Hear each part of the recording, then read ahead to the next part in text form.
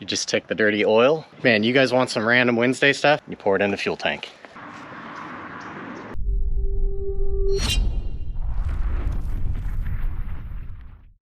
Got a little bit of a score today. A buddy was trying to help clean out a shop from somebody that actually passed away, sadly enough, but they needed to get rid of a few of these gorilla racks like the ones they sell at Costco.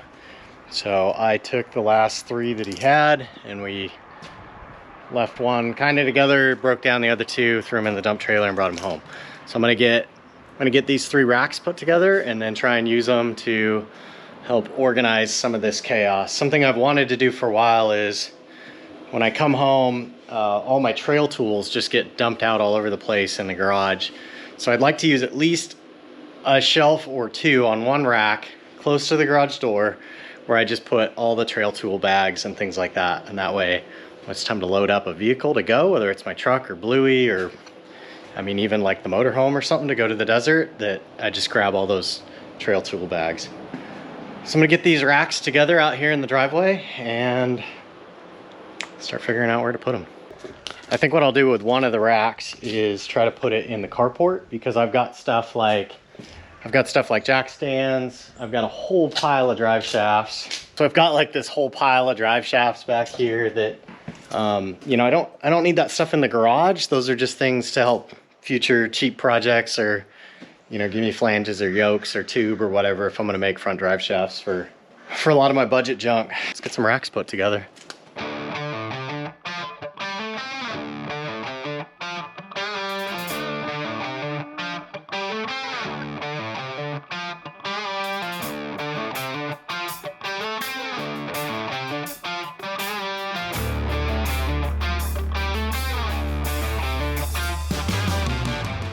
Turns out you can't just buy storage racks and expect to have room for them. Super conflicted on what to do with these things, but I got 2 of them in here in front of the 4800 build and kind of making it hard to get to my sink and beer fridge. So I think what I'm gonna do with these 2 racks, I put the 3rd one outside out in the carport, and I think I'll leave that one, try to leave it empty, and then if I take a car apart out there, it gives me a place to put the parts that come off of it while I'm working on it.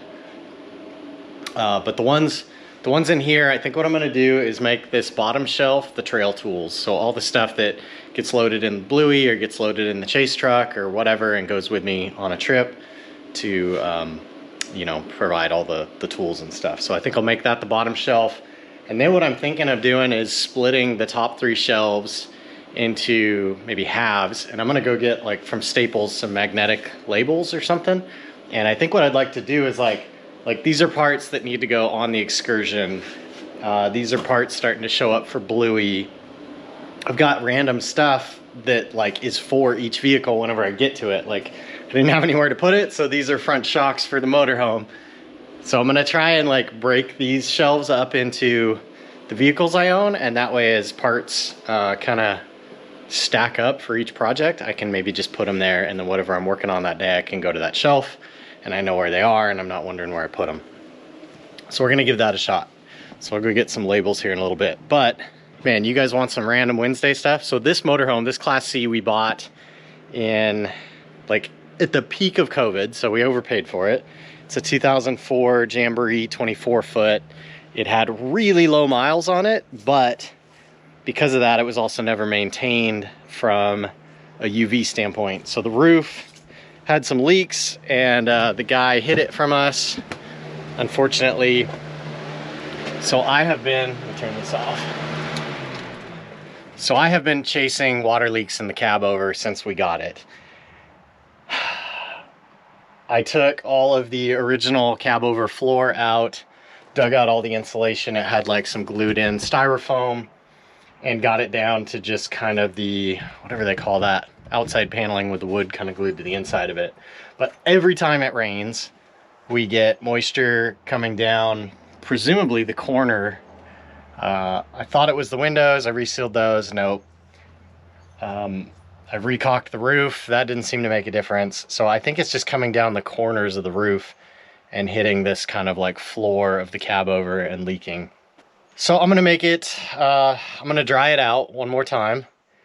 And then I guess I need to put some more seam sealer up there. I just keep chasing my tail on this thing. I'd really like to have the whole roof of this thing redone, replaced, wood replaced where it needs to, new rubber roof, but I don't want to do that until we can park this thing under shelter to preserve that investment. So for now, I just keep drying it out. So I got this fan running today. Try and dry that out because it rained yesterday. I'm gonna go take my daughters to lunch and I'm gonna go get some magnetic labels for those racks, and then we'll see what else we can get organized today. Oh, I think I forgot, that's the other thing. I'm gonna put a new toilet in the RV today. I don't think that's anything worth showing, but that's on the list of what's up Wednesday. All right, we'll check back in a little bit here. Next up on the to-do list here is I gotta get rid of some scrap metal that's been piling up because my friend wants to use the dump trailer.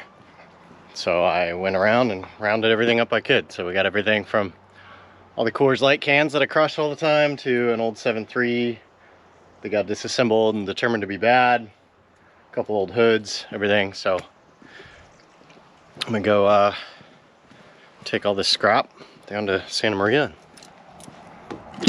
see how much money they give me. What do you guys think? Take a guess here. So we got 6 bags of smashed aluminum cans. There's an aluminum panel, 1/8 inch thick, maybe 4x4. And then the rest I think is steel. So let me know what you think, how much I'm gonna get.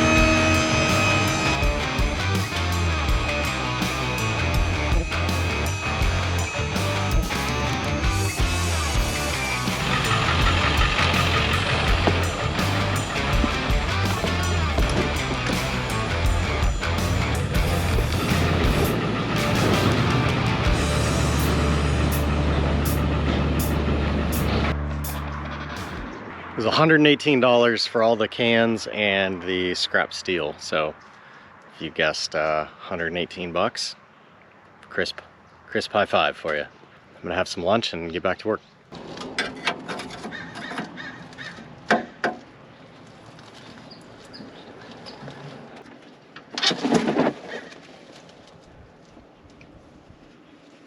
Just for simplicity on my 7.3s, I change the oil every 5,000 miles on the odometer. So I noticed driving the Excursion today, it's at 285 and change. So I think this is the first oil change I've done since I got it. I can't remember if I did one when we bought it at 282 or if it looked okay, so I left it. I'm gonna change it out at 285.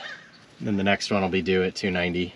I think these 7.3s hold about 14.5 quarts of oil. It's not the cheapest oil change, but I'll show you how we don't let any of it go to waste here in a minute.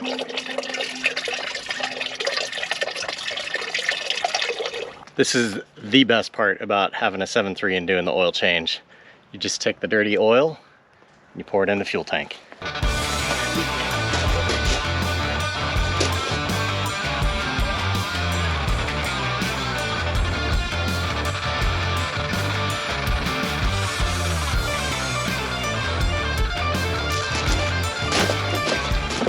do this with all my 7.3s.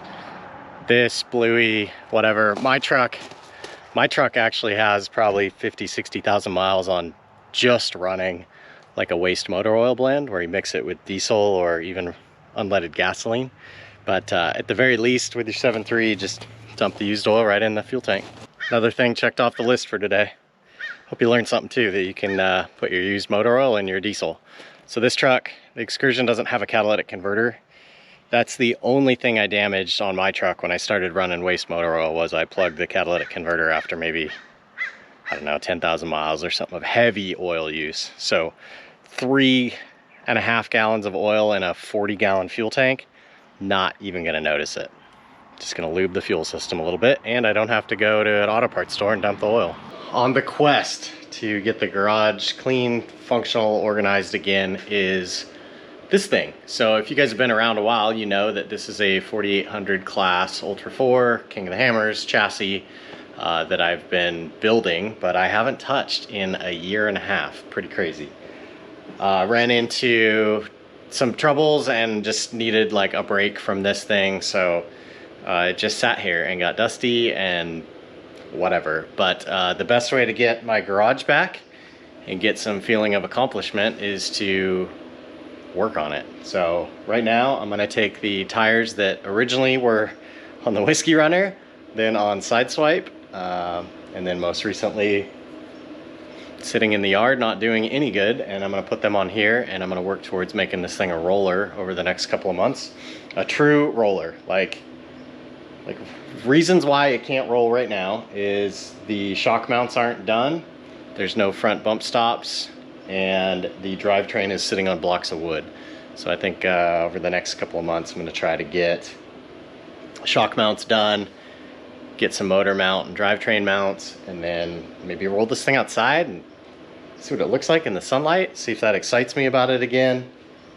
Clean the garage and just kind of keep working. So we'll see. But right now, let's get those 40s on this thing.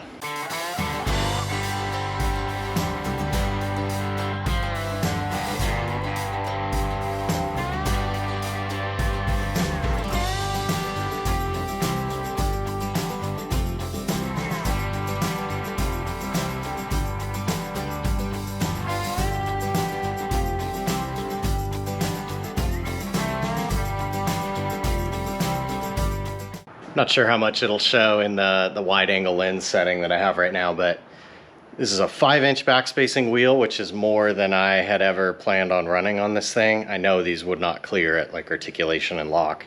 I think the wheels pretty sure the wheels that I built all this around is a 3 3/4 backspacing. So you can see how tight and sucked up into the chassis these are. One of the frustrations I've had that was self-inflicted on this thing was the chassis.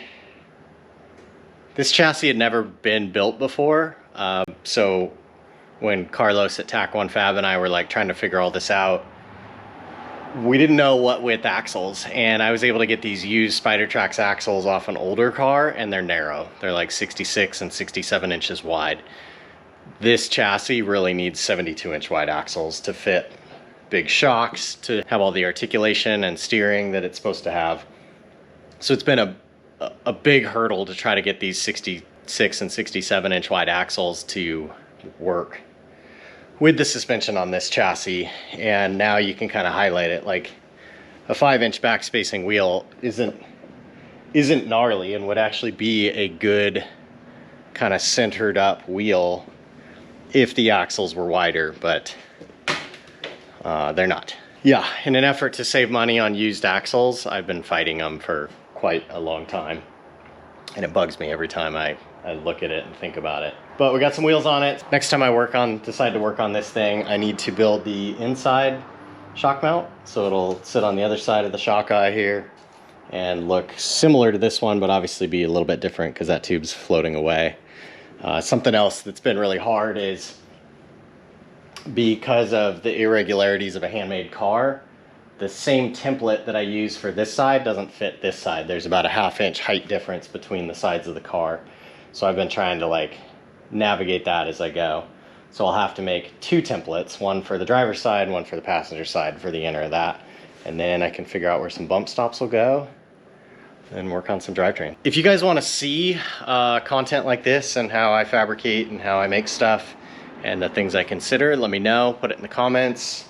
Let me know what of this build you want to see. Otherwise, I think a lot of it's kind of just monotonous, I guess is a good word. So I'll probably just be doing a lot of this off camera unless people want to see certain aspects. And maybe that's the way I do it, is just when somebody asks to see something, I'll show it in next week's video.